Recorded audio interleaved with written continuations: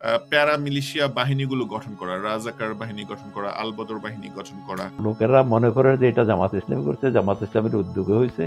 কিন্তু সেখানে কি তৎকালীন ছাত্র সংঘ এগুলোকে অর্গানাইজ করার ক্ষেত্রে ক্যাটালিস্টের ভূমিকা পালন করেছে?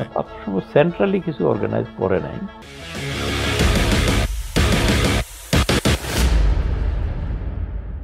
বাংলাদেশের জামাতে ইসলামের সবচেয়ে যেটা বড় সমস্যা, এবং এটা ঘুরে ফিরে সবসময় আছে, দেখেন 50 বছর চলে গিয়েছে কিন্তু এখনো এই বর্তমান 24-25 এসেও কিন্তু এই প্রসঙ্গগুলো ঘুরে ফিরে আসে। সেটা হচ্ছে 71-এ জামাত ইসলামের ভূমিকা, তার জন্য ক্ষমা না চাওয়া, পরিষ্কার তাদের অবস্থান পরিষ্কার না করা। আপনিও তো বলছেন যে 71-এ জামাত ইসলামের অবস্থা আপনি তখনও সমর্থন করেননি, আপনি সেজন্য ছাত্র সংঘ থেকে পদত্যাগের কথা উল্লেখ করছেন। তার মানে আপনি এখনো সমর্থন করেন না। আপনার ভাষ্য মতে কি জামাত ইসলাম তখন এই সংখ্যাগরিষ্ঠ মানুষের ইচ্ছার বিপক্ষে না গিয়ে তারা যদি কোনোভাবে নিউট্রাল থাকতে পারতো, বা তারা যদি মুক্তি সংগ্রামের অংশ হতো, তাহলেই কি সেটা সঠিক অবস্থান ছিল জামাত ইসলামের জন্য? ইনফ্যাক্ট এই বইতে আমি লিখছি যে অরিজিনালি আমাদের আন্ডারস্ট্যান্ডিং ছিল, ডিসিশন না হইলেও, যে আমরা এই দুই পসিবিলিটি আলোচনা করা হয়েছে আগেই, যে হইতে পারে যে মিলিটারি ক্র্যাকডাউন হয়ে যাবে, হতে পারে যে আওয়ামী লীগ স্বাধীনতা ঘোষণা করবে।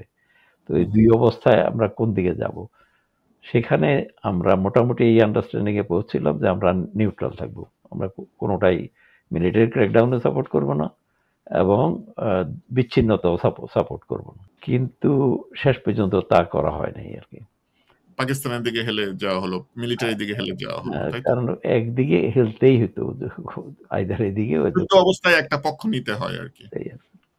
আচ্ছা, তো একটা হচ্ছে রাজনৈতিকভাবে পক্ষ নিয়ে, আরেকটি হচ্ছে জামাত ইসলামের বিরুদ্ধে যে গুরুতর অভিযোগটি আছে সেটি হচ্ছে প্যারা মিলিশিয়া বাহিনীগুলো গঠন করা, রাজাকার বাহিনী গঠন করা, আলবদর বাহিনী গঠন করা, আল শামস গঠন করা। এগুলো কি জামাত ইসলামীর নেতারা প্ল্যান করে, ইচ্ছা করে পাকিস্তানি আর্মিকে সহযোগিতা করার জন্য নিজেরা গঠন করেছিলেন? না, আসলে এগুলো নিয়ে একটা ভুল বোঝাবুঝি আছে এবং অনেকে সৃষ্টি করছে, আর বাকিরা এগুলা কেউ প্রতিবাদ না করে করে এগুলা বাজারে প্রচলিত হয়ে গেছে অনেক কথা। তবে এর মধ্যে কিছু লোক নিউট্রালিও লিখছেন। আপনার আবুল মনসুর আহমদের বই পড়লে দেখবেন,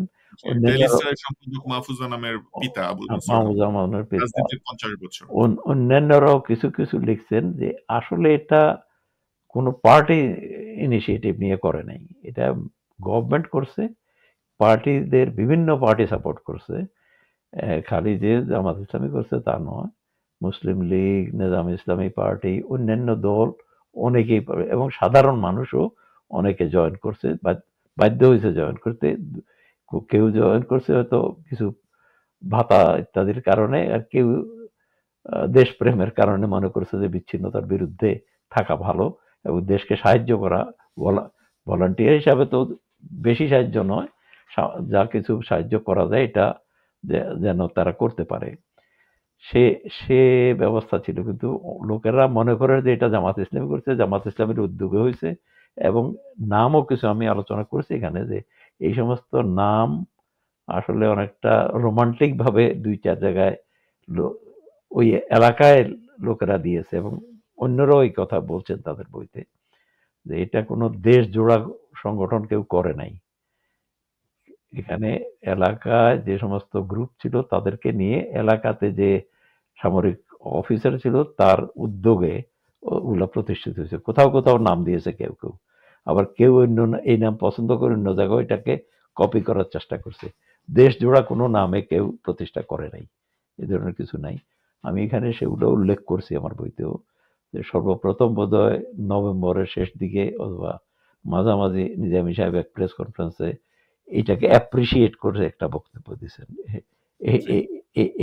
এছাড়া কিন্তু মানে সরাসরি কোনো এনাদের ইনিশিয়েটিভ জোড়া গঠিত হয়েছে এমন কোনো কিছু উল্লেখ নাই। মতিউর রহমান নিজামী তখন কি পুরো পাকিস্তানের যে ছাত্র সংঘ বা জমিয়তে তালাবার তার কেন্দ্রীয় সভাপতি ছিলেন এরকম কিছু? সারা পাকিস্তানের সভাপতি ছিলেন। আচ্ছা, আপনি যেটা বলছেন যে রাজাকার বাহিনী, আলবদর বাহিনী, আল শামস বাহিনী, ওগুলো তৎকালীন পাকিস্তান সরকারের গঠন করা, তাই তো? সরকারেরও মানে সরাসরি উদ্যোগ, এগুলা যুদ্ধ অবস্থায় যা হয় স্প্লিন্টার বিভিন্ন জায়গায় হুম, হুম। মানে অলমোস্ট আপনা আপনি দাঁড়ায় গেছে আর কি বিভিন্ন জায়গায়।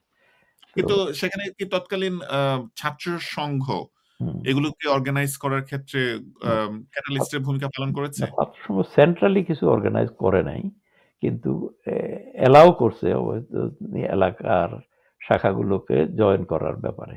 আচ্ছা।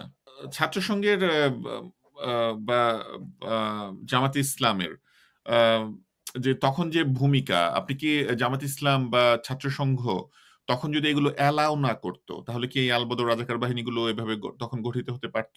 বা পুরো যুদ্ধে আপনি আলবদর রাজাকার বাহিনীর অংশগ্রহণকে বা তাদের ভূমিকাকে কতটা সিগনিফিকেন্টলি দেখেন? এটা এমন কোনো সিগনিফিকেন্ট ফ্যাক্টর ছিল না। তবে যেহেতু সব জায়গায় গঠিত, এটা আসল ইয়ে ছিল রাজাকার বাহিনী। তো হুম, হুম, রাজাকারদের মধ্যে বিভিন্ন জায়গায় কিছু এই ধরনের আ মানে মুখরোচক নাম দিয়েছে প্রতিষ্ঠাতারা। সেটা হুম, এলাকাভিত্তিক, যেমন আলবদর আসলে শুরু হয়েছে অ্যা ময়মনসিংহের শেরপুরে। হুম, হুম, ওখানেই ছিল। পরে ১-২ জায়গায় ওটা কপি করছে আরকি মাত্র। এটা কোনো জি, দেশব্যাপী কোনো প্রচেষ্টা ছিল না, এবং আলাদা, আলাদাভাবেই প্রতিষ্ঠিত হয়েছে। কোথাও তারা নিজেরা নিজেদেরকে আল-শামস বলছে। হুম, হুম, এক আধ জায়গায় এই ধরনের নামে হয়েছে আরকি। আর এখানে সবাই জয়েন করছে। খালি জামাত ইসলামী ছাত্রসংঘ নয়, বরঞ্চ অন্যান্যরাও অনেক বিরাট নাম্বার ছিল। এর মধ্যে এদের সংখ্যা তো কিছু ছিল, কিন্তু অনেক বেশি নয়। আচ্ছা। মানে সবাই বলতে কি আপনি আওয়ামী লীগ অন্যান্য রাজনৈতিক দলের যারা সমর্থক তাদের কথাও ইভেন বলছেন? ইভেন আওয়ামী লীগেরও যারা দেশ ছেড়ে যায় নাই, তাদেরও কিছু লোক বাধ্য হয়ে এর মধ্যে নানা কারণে ঢুকছে। তো আম মুসলিম লীগ, নেজাম ইসলামী, পিডিএম, অন্যান্য পার্টির লোকেরাও আসছে সব। তারপর জি। সাধারণ ছাত্র ও পীর সাহেবরা, এই ধরনের অনেকেই এতে পার্টিসিপেট করছেন তখন। জি।